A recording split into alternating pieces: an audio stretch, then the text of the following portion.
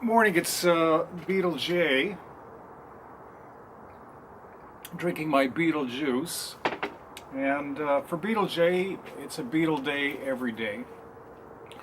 So what I've got here is I've got two copies of the Beatles 67 through 70. Comes with the Apple label on this one. And capital blue. This compilation record was initially released in 1973, and it was compiled by Beatles manager Alan Klein. And it was to compete with a bootleg that was being advertised on television called Beatles Alpha Omega. And whoever was selling Alpha Omega, they didn't have the copyright approval to do it.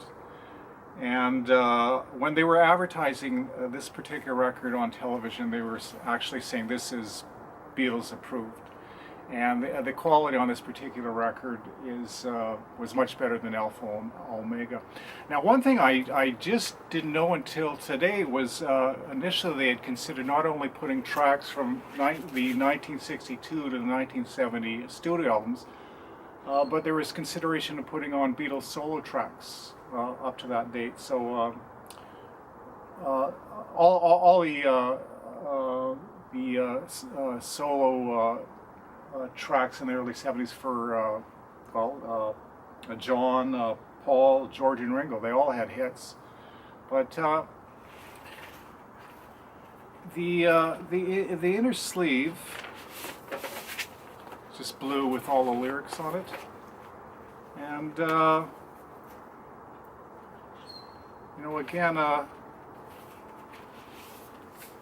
this particular photograph